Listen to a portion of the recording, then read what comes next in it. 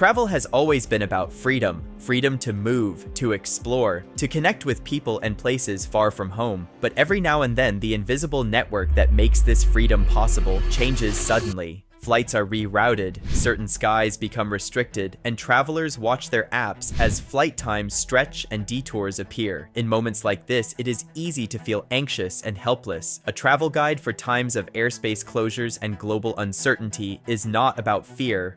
It is about understanding how the system works and how you can move more intelligently within it. To understand how to travel during airspace closures, you first need a simple picture of what is happening above your head. The sky is not just an open space where planes go in straight lines from one city to another. The air is divided into controlled regions, each managed by a country's aviation authority. These regions are stitched together by established flight paths, like invisible highways. Airlines plan their routes around these corridors, wind patterns, fuel efficiency, and safety protocols. When a government, aviation body, or airline decides that a certain region should be avoided, those invisible highways suddenly close and everything has to be recalculated. The plane may still take off from your city and land in the city you booked, but it might have to drive a long way around on this hidden map. Airspace closures can happen for many reasons. Sometimes it is severe weather that stretches far beyond a single storm. Sometimes it is volcanic ash that can damage engines, or technical issues with air traffic control systems. Sometimes it is security concerns or broader instability in a region. You might never see the full explanation on your boarding pass. What you will see instead is a delayed departure, a longer flight duration, or a new route that curves far from what you expected. The important thing to remember is that multiple layers of safety decisions sit behind these changes. Airlines, regulators, and even insurers work together to create paths that keep airplanes well away from zones they consider risky.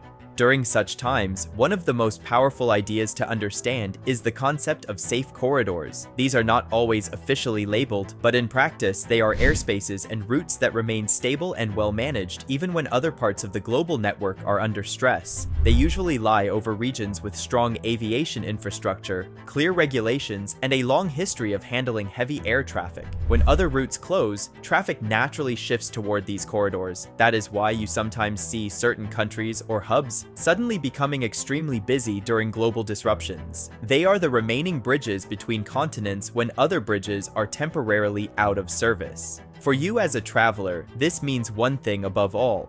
Your choice of route and transit hub matters more during unstable periods than it does in calm times. When everything is normal, you might choose the absolute cheapest ticket with a tight layover in a small airport you have never heard of. During airspace closures, that same strategy turns into a gamble. If anything shifts, a fragile connection can easily collapse and leave you stranded. Instead, look at your itinerary from a resilience mindset. Large, well-known hubs with many daily flights are usually more capable of absorbing sudden changes. If a specific route is no longer available, these hubs tend to have backup paths and additional flights to reroute passengers. This is why it can be wiser to route your journey through major transit cities rather than obscure ones when the global air map feels unstable. A big hub often serves multiple alliances and airlines and connects to many regions using different paths. It might have flights coming in from several directions, not just one corridor. If one airspace closes, the hub may still be reachable via another. For example, if a usual shortcut between two continents becomes unavailable, airlines might reroute over a different region entirely, but they will still aim for cities with strong infrastructure and capacity to handle the redirected flow. In practical terms, choosing such hubs gives your trip more ways to survive disruption. Another key strategy is to think of time as part of your safety net. It is tempting to design ultra-tight itineraries that minimize layover times. When routes are stable, that can be efficient. When airspace closures are occurring, tight layovers can become risky. A slight delay at departure, a longer route around a restricted area, or congestion at the destination airspace can easily turn a quick connection into a missed flight. Adding an extra hour or two to your layover, especially in crucial transit cities, gives the system room to breathe. It turns small setbacks into manageable hiccups rather than complete planned failures. In a 10 or 12-hour total journey, an extra hour of buffer is a small price to pay for much higher reliability. Flexibility in tickets is another underrated tool during these periods. Many travelers focus almost entirely on price when booking, accepting the most restrictive fare rules to save a bit of money. When airspace is shifting and flight paths are being rewritten, the ability to change dates or routes without paying a heavy penalty suddenly becomes extremely valuable. Consider fares that allow changes, or at least offer reasonable modification fees. Pay attention to whether your ticket is all on one airline or on multiple separate tickets. A single through ticket gives the airline a clear obligation to get you to your final destination. Even if one segment is disrupted, separate tickets can leave you exposed if the first flight arrives late and the second airline claims it is not their problem. Technology should be your ally in all of this. Install the apps of the airlines you are flying with and sign in before you even reach the airport. Turn on notifications for schedule changes, gate updates, and delay alerts. Airline apps often show rerouting options or rebooking buttons faster than airport staff can handle long queues at the counter. Complement this with a flight tracking app that shows your aircraft's route and status on a map. When airspace closures occur, you may see your flight take a longer arc than usual. That visualization helps you understand that the extra time in the air has a logical cause, and it can also give you early hints about likely delays before official announcements. While routes and skies are the technical side of the story, your choice of destination also plays a role in how smooth your trip can be during global uncertainty. Some destinations are connected to the world by many different airlines and multiple corridors. Others rely on one or two narrow access points. For trips that are time-sensitive or emotionally important, such as weddings, exams, or critical business meetings, favor destinations with several ways in and out. Look for cities served by multiple alliances and carriers, with both direct long-haul flights and shorter regional links.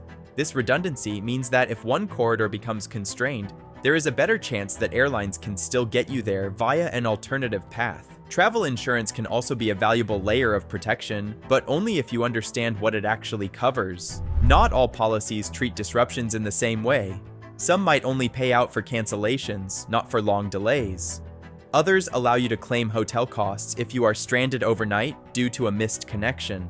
When airspace closures are part of the context, you want to know whether your plan covers schedule changes, extra nights, or last-minute rebookings. Take the time to read the sections that talk about delays, missed connections, and carrier-caused disruptions. The goal is not to expect a payout for every inconvenience, but to make sure you are not bearing huge unexpected expenses if conditions shift. Communication is another soft skill that matters more than people think in these situations. When everyone is stressed at the airport, the travelers who stay calm, ask clear questions, and understand that staff are reacting to decisions made far above their level often get better outcomes. Approach airline staff with a clear request. Explain your final destination, your time constraints, and ask what the most reliable option is given the current situation.